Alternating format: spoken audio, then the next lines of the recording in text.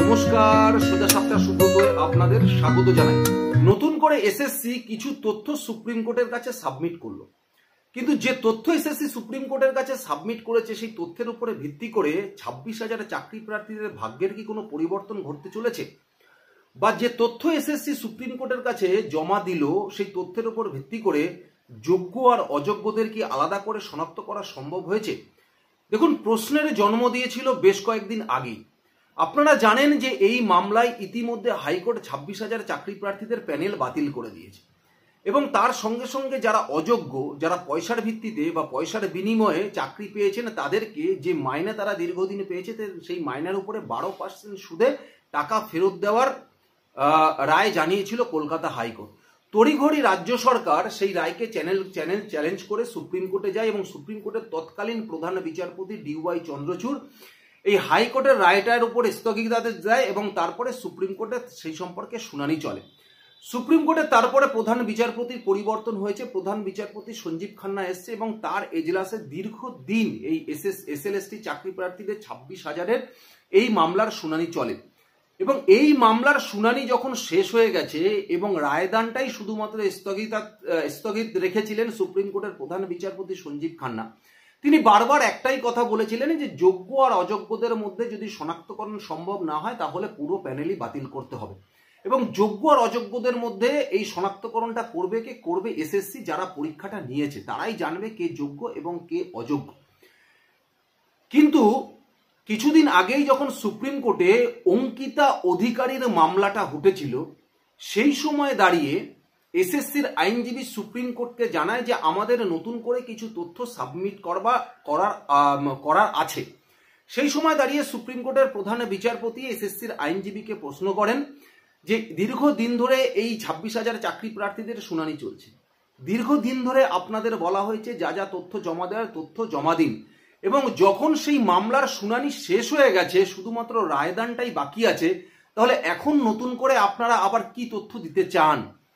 তখন এসএসসির আইনজীবী বলেন যে হ্যাঁ, আমাদের নতুন করে কিছু তথ্য দেওয়ার আছে, এবং সুপ্রিম কোর্টের প্রধান বিচারপতি সঞ্জীব খান্না তখন বলেন ঠিক আছে, আপনারা নতুন করে সাবমিশন করতে চাইছেন তথ্য, আপনারা সাবমিশন করুন, কিন্তু যদি সেই তথ্য আদালতের মনে হয় যে অবশ্যই গুরুত্বপূর্ণ বা এই রায়দানের ক্ষেত্রে কোনো রকম পরিবর্তন ঘটাতে পারে, তবেই সেই সাবমিশন গ্রহণ করা হবে, আদারওয়াইজ কিন্তু সেই সাবমিশন গ্রহণ করা হবে না। এবং সেই মুহূর্তে দাঁড়িয়ে অঙ্কিতা অধিকারীর যে মামলা চলছিল, এবং অঙ্কিতা অধিকারী আপনারা জানেন যে এই রাজ্য সরকারেরই প্রতিমন্ত্রী ছিলেন পরেশ অধিকারী, তার মেয়ে যে বাবার প্রভাব খাটিয়ে চাকরি পেয়েছে তাই নিয়ে ববিতা সরকার একটি মামলা করেছিল 2022 সালে কলকাতা হাইকোর্টে, এবং সেই মামলা তৎকালীন জাস্টিস অভিজিৎ গাঙ্গুলির বেঞ্চে হয়েছিল, এবং অভিজিৎ গাঙ্গুলি পরবর্তীকালে এই অঙ্কিতা অধিকারীর চাকরিটা ববিতা সরকারকে দিতে বলে, এবং অঙ্কিতা অধিকারী দীর্ঘদিন এই চাকরি করার ফলে যে মাইনা পেয়েছে সেই মাইনাটিও ববিতা সরকারকে দিয়ে দিতে বলে। পরবর্তীকালে দেখা গেছে যে ববিতা সরকারের নম্বরের মূল্যায়নে ভুল ছিল, নম্বরের মূল্যায়ন কে করেছিল? এই এসএসসি করেছিল। ভুলটা কে করেছিল? এসএসসি করেছিল। তার জন্য খেসারত কাকে দিতে হয়েছে? এই ববিতা সরকারকেই দিতে হয়েছে। সুতরাং এসএসসির এই নাম্বারের মূল্যায়নে ভুল ছিল বলে পরবর্তীকালে ববিতা সরকারেরও চাকরি চলে যায়, এবং সেই চাকরি পায় অনামিকা রায়। কিন্তু এখন সেই অনামিকা রায়েরও চাকরি ঝুলে আছে, কারণ 26,000 চাকরি প্রার্থীদের এই যে প্যানেল, এই প্যানেলটাই এখনো ঝুলে আছে সুপ্রিম কোর্টের রায়ের উপরে যে কি হবে। কিন্তু এসএসসি নতুন করে কি সাবমিশন করলো? দেখুন, এসএসসি এর আগে সুপ্রিম কোর্টকে বলেছিল যে ওনাদের কাছে যে তথ্য আছে তাতে অযোগ্য প্রার্থীর সংখ্যা হচ্ছে 5,000, খুব সম্ভবত 5,485 জন। কিন্তু নতুন করে সুপ্রিম কোর্টের কাছে যে তালিকা দেয় এসএসসি, সেই যে তথ্য দেয় সেই তথ্যে বলা হয় যে আমরা যে 5,485 জনের তালিকা দিয়েছিলাম তাতে কিছুটা কমে এখন দাঁড়িয়েছে 5,303 জন। তার মানে 182 জনের নাম কমে গেছে। এখন সুপ্রিম কোর্টের কাছে এরা বলে যে এদের নাম দুবার করে ঢুকে গেছিল বলে তাই এদের নাম কমে গেছে। দেখুন, সুপ্রিম কোর্ট মূলত যে জিনিসটা এসএসসির কাছে জানতে চেয়েছিল যে র্যাঙ্ক জাম করে কতজনের চাকরি হয়েছে, আউট অফ প্যানেল কারা কারা চাকরি পেয়েছে, এবং ওএমআর শিট জালিয়াতি করে কারা কারা চাকরি পেয়েছে। সেখানে দাঁড়িয়ে এসএসসি যে তথ্য সুপ্রিম কোর্টের কাছে রাখছে সেটা বলা হচ্ছে র্যাঙ্ক জাম করে কারা কারা চাকরি পেয়েছে, আউট অফ প্যানেল কারা কারা চাকরি পেয়েছে। কিন্তু ওএমআর শিট জালিয়াতি করে কারা কারা চাকরি পেয়েছে সেই তথ্য কিন্তু এসএসসি দিতে পারেনি। কিন্তু সিবিআই ইনভেস্টিগেশনের ক্ষেত্রে বারবার এটা উঠে এসেছে এবং সিবিআই লিখিত আকারে সুপ্রিম কোর্টের কাছে হলফনামা দিয়েছে যে ওএমআর শিট জালিয়াতি হয়েছে। এমনকি যার নম্বর 5 তাকে 55 বানিয়ে দেওয়া হয়েছে, যে 3 পেয়েছে তাকে 53 পাইয়ে দেওয়া হয়েছে। এরকম ভাবে ওএমআর শিট জালিয়াতি করে প্রচুর জনকে চাকরি দেওয়া হয়েছে, সেই তথ্য এসএসসির কাছে নেই। এখন প্রশ্ন হলো সুপ্রিম কোর্ট যেটা জানতে চেয়েছে, কারণ এই কেসে মামলাকারী যারা ছিল এসএসসি ছিল রাজ্য সরকার এবং ছিল পর্ষদ। এখন এই যে পশ্চিমবঙ্গ পর্ষদ, শিক্ষা পর্ষদ, এসএসসি স্কুল সার্ভিস কমিশন এবং রাজ্য সরকার, সুপ্রিম কোর্ট যেটা জানতে চেয়েছিল এই 3 জনে যে তথ্য দিয়েছে সেই তথ্যটা যাতে এক হয়। কারণ তথ্য যখনই এক হবে তখনই বোঝা যাবে যে যোগ্য এবং অযোগ্যদের বাছবিচার করা সম্ভব হয়েছে, বা অযোগ্য যারা সেই তথ্যটা রাজ্য সরকারের কাছেও যা আছে, মধ্যশিক্ষা পর্ষদের কাছেও যা আছে এবং এসএসসির কাছে তাও আছে। কিন্তু দেখা গেছে এই 3 জনে যে রিপোর্ট সাবমিট করেছে এই 3 জনের রিপোর্টের মধ্যেই গলমিল রয়েছে। সুতরাং এসএসসির কাছে যে সংখ্যা রয়েছে সেই সংখ্যার সাথে মিলছে না রাজ্য সরকারের সংখ্যা। রাজ্য সরকার যে সংখ্যা সুপ্রিম কোর্টে দিয়েছে সেই সংখ্যার সাথে পশ্চিমবঙ্গ মধ্যশিক্ষা পর্ষদ হলফনামা দিয়ে যে সংখ্যা জানিয়েছে সেই সংখ্যার মধ্যে কিন্তু বিস্তর ফারাক রয়েছে।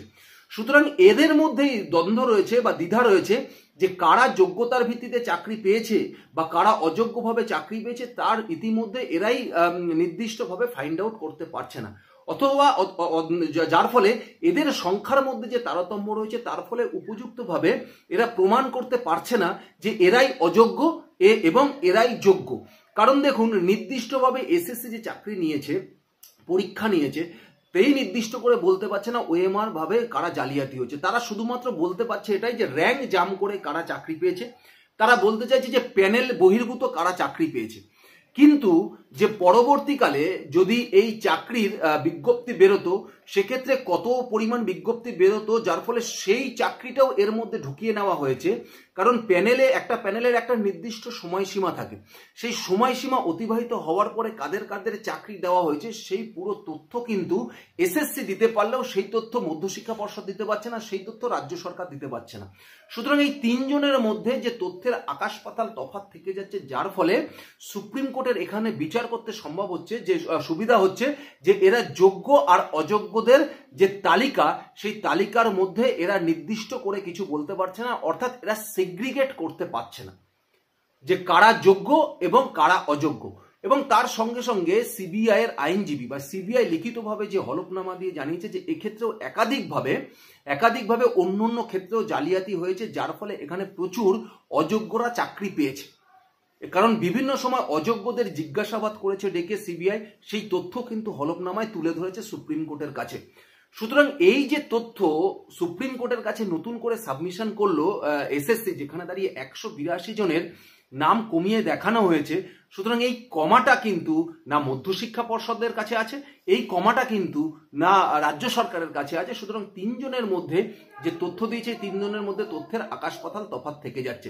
সুতরাং সুপ্রিম কোর্টের যে রায়দান আপাতত স্থগিত আছে, শুনানি শেষ হয়ে গেছে। সুতরাং এই তথ্যের আগামাথা কোনো এফেক্ট এক্ষেত্রে এই শুনানিতে পড়বে বলে আইনজীবী মহল কিন্তু কেউ মনে করছে না। সুতরাং হাইকোর্ট যে রায় দিয়েছিল সেই রায়ই সুপ্রিম কোর্ট সেই রায়ের উপরই শিলমোহর দেবে বলে অধিকাংশ আইনজীবী মহল কিন্তু তাই মনে করছে। আপনারা কি মনে করছেন? আপনাদের যেটাই মনে হবে অবশ্যই আমাকে কমেন্টস বক্সে জানাবেন। ধন্যবাদ, নমস্কার।